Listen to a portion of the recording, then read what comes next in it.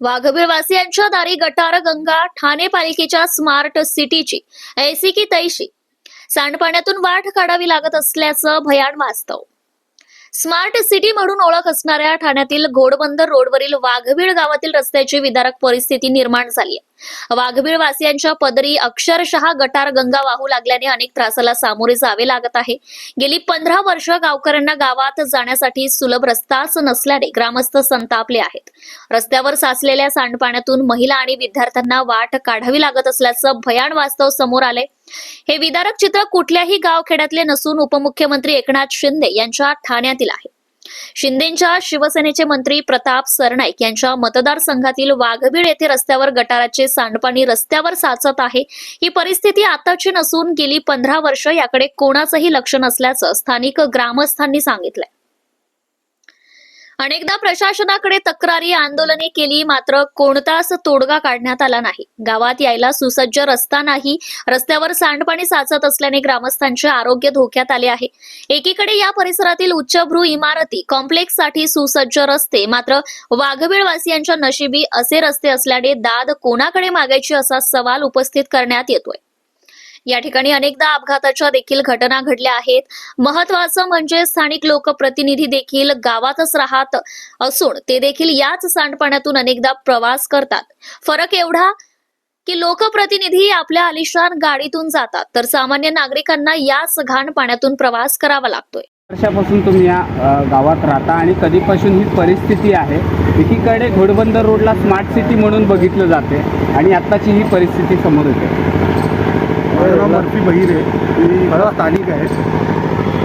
या गोष्टीला जवळजवळ 8-9 वर्ष माणसाला आता 5-6 वर्ष झाले हा पाणी थांबूनच आहे. गावाला 4 नगरसेवक आहेत. मागच्या टर्मला 8 नगरसेवक होते. एक छोटासा भाग गावातला दुसऱ्या वार्डमध्ये बनला आहे. आता आमच्या इथं कारशेडचं आरक्षण टाकतायत, कोस्टल रोड टाकतायत. त्यांच्या समस्या सोडवण्यासाठी पोलीस प्रोटेक्शन लावून गाववाल्यांना जबरदस्ती हे करतायत, प्रकल्पाची अंमलबजावणी करतायत ते लोक. मग हा छोटासा प्रश्न नगरपालिकेच्या हाती येत नाही का? एकतर मग आमचं गाव नगरपालिकेच्या हद्दीतून बाहेर काढा आणि महाराष्ट्र शासनाच्या हातात द्या. ते तरी काय करतील तुमच्याने होत नाही तर. लोकप्रतिनिधी, आमदार, खासदार यांचं येणं जाणं असतं इकडं. नगरसेवक येऊन इथून जातात येतात आणि आपण काय बोललो का आपल्यावर लोकप्रतिनिधी डाव ठेवतात. हा का बोलतो एकटाच, दुसऱ्यांना नाही का होत, तुला काय होतंय म्हणून कोण बोलायला जात नाही.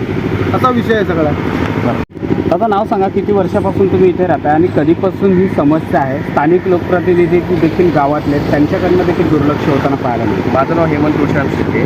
मागील 4 ते 5 वर्षापासून इथे हीच परिस्थिती आहे. 15 वर्ष झाली. हां, आणि जवळपास विविध निवेदनांमार्फत वारंवार तक्रारी केलेल्या आहेत. ठाणे महानगरपालिकेचे अधिकारी असतील, लोकप्रतिनिधी असतील, या सगळ्यांना तक्रारी केलेल्या आहेत. पण अजूनही यावरती तोडगा निघलेला नाही आहे. काय चॅलेंज आहे काहीच ठाऊक नाही आहे, ते काही सांगत पण नाही. आज आम्हाला हेच म्हणणं आहे, आम्ही जवळपास 3 पिढ्या 4 पिढ्या इथे वास्तव्यास आहेत. आज तेवढ्या पिढ्यांपासून आमचा रस्ता जर का आम्हाला व्यवस्थित नसेल तर विविध प्रकल्प आमच्याकडे कशाला राबतो? आणि मुळात तेच आहे का विविध प्रकल्प राबवताना तुम्ही मूलभूत गरजांवरती दुर्लक्ष करत आहात. आज लोकप्रतिनिधी पण या रस्त्याचा उपभोग घेतात, ते याच पाण्यामधून जातात, ते याच रस्त्यामधून जातात. त्यांना हा त्रास दिसत नाही आहे का? आणि दिसतोय तर मग अशी डोळेझाक का होतो? विद्यार्थ्यांना देखील याच पाण्यातनं पायवाट करावी लागते. विद्यार्थ्यांना आता हा गटरच बघा, हा गेल्या वर्षापासून बनतो, गेल्या वर्षाच्या मे महिन्यापासून बनतो. अजूनपर्यंत काही काम झालेलं नाही आहे किंवा काही काम होत नाही. 1 वर्ष गटर बनवायला लागतो. हे आपली शोकांतिका नाही आहे का? त्यातला भोगल कारभार. एकीकडे स्मार्ट सिटी म्हणून घोडबंदर रोडकडे पाहिले जाते. टोलेजिंग इमारती उभ्या राहतात, पण मूलभूत सुविधा स्थानिक लोकप्रतिनिधी किंवा ठाणे महापालिका देण्यात अपुरी ठरते. एक्झॅक्टली. तुम्ही आता ओरिवियापर्यंत रस्ता बघा आणि ओरिवियाच्या नंतरचा रस्ता बघा. कॉन्ट्रॅक्टर स्वतः बोलतात का हे रस्ते नगरसेवकांनी किंवा लोकप्रतिनिधी किंवा ठाणे महानगरपालिकेने व्यवस्थित केले पाहिजेत. पण काय होतं, दिसूनही डोळेझाकपणा केलं जाते, स्पष्ट शोकांतिका होते.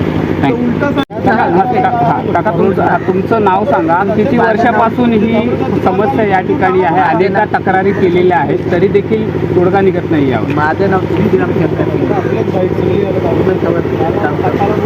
हा विषय जो आता आहे कलर त्याला 15 वर्ष झाली. गावातले नगरसेवक नावा सांगतो, मनेराचा नम्रता करत गावातले 2 नगरसेवक आहेत.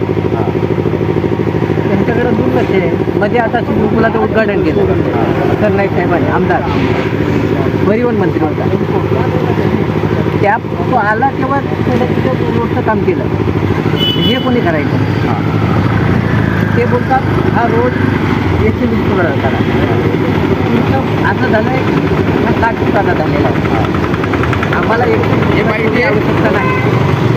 60 फुटाचा रोड तुम्ही व्यवस्थित करा. पहिला सिंगल रोड होता 20 फुटाचा, तेव्हा बरोबर होतं.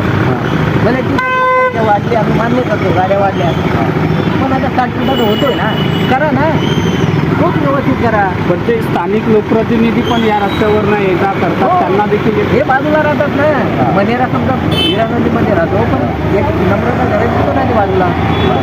किती पण इथं जाते ना, आम्ही तेच सांगतो.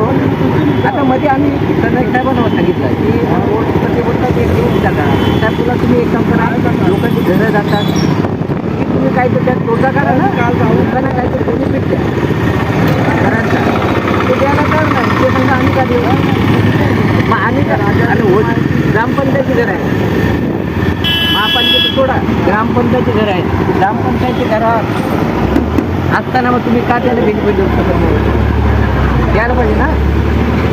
आमची हीच मागणी आहे, लोकांची जर घरं राहतील मग तुम्ही द्या भागवायचं नुकसान भरपाई.